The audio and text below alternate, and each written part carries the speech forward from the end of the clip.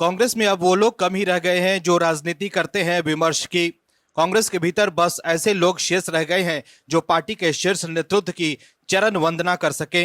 देश के भीतर कांग्रेस ने कई अधिवेशन किए, लेकिन उन अधिवेशन में लिए गए प्रण आज तक धरातल पर नहीं उतर सके।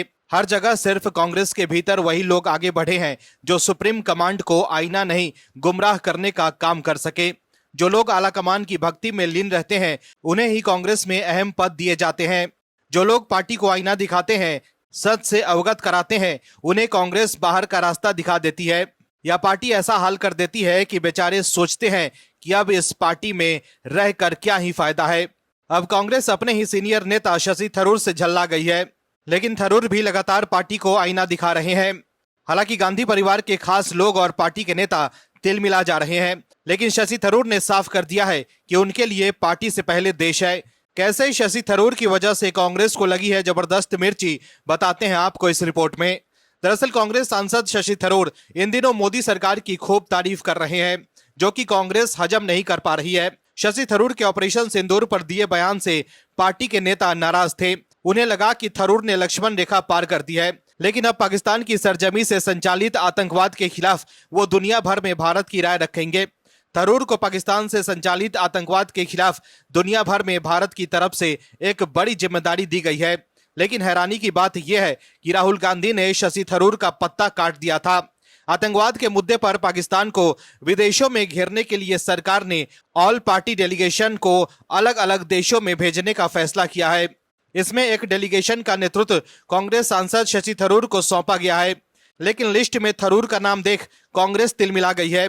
कांग्रेस नेता जयराम रमेश ने शनिवार को प्रेस कॉन्फ्रेंस के दौरान शशि थरूर पर हमला करते हुए कहा कि कांग्रेस में होना और कांग्रेस का होना में जमीन आसमान का फर्क है। हालांकि उन्होंने थरूर का नाम नहीं लिया। शशि थरूर पर परोक्ष रूप से निशाना साधते हुए जयराम रमेश ने कहा है कि व्यक्तियों को लेकर टिप्पणी नहीं करूंगा, लेकिन कांग्रेस में होना और कांग्रेस का होना में जमीन आसमान का अंतर है। जयराम रमेश ने कहा है कि सर्वदलीय प्रतिनिधि मंडल का स्वागत है, लेकिन सरकार की ओर से नाम मांगकर उन नामों का ऐलान न करना बेईमानी है। हम 4 नामों में कोई बदलाव नहीं करेंगे। जयराम रमेश ने एक्स पर पोस्ट कर लिखा है कि कल सुबह संसदीय कार्य मंत्री किरण रिजिजू ने कांग्रेस अध्यक्ष और लोकसभा में विपक्ष के नेता से बात की। कांग्रेस से पाकिस्तान से आतंकवाद पर भारत के रुख को स्पष्ट करने के लिए विदेश भेजे जाने वाले प्रतिनिधि मंडलों के लिए 4 सांसदों के नाम प्रस्तुत करने को कहा गया। कल 16 मई को दोपहर तक लोकसभा में विपक्ष के नेता ने संसदीय कार्य मंत्री को कांग्रेस की ओर से निम्नलिखित नाम देते हुए पत्र लिखा। 1 श्री आनंद शर्मा, पूर्व केंद्रीय कैबिनेट मंत्री। 2 श्री गौरव गोगोई, उप नेता कांग्रेस लोकसभा। 3 डॉक्टर सैयद नसीर हुसैन, सांसद राज्यसभा।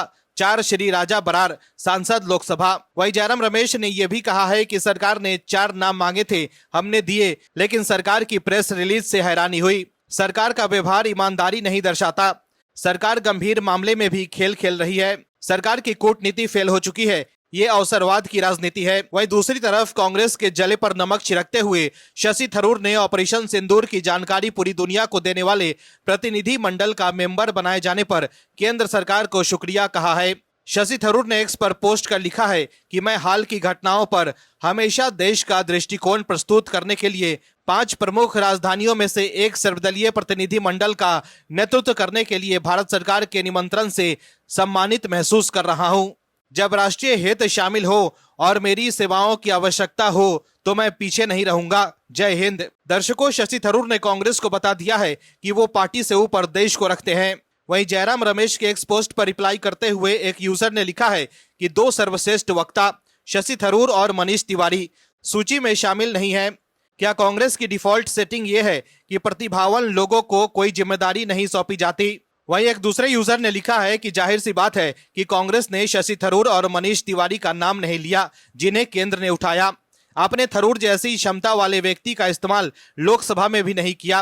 पिछली बार अधीर रंजन चौधरी कांग्रेस की कमान संभाल रहे थे, हम सब ने उनका प्रदर्शन देखा। अब कृपया बैठ जाइए। इसके अलावा भी लोग कांग्रेस से पूछ रहे हैं कि शशि थरूर का नाम लिस्ट में क्यों नहीं था। Bureau report, OMH news.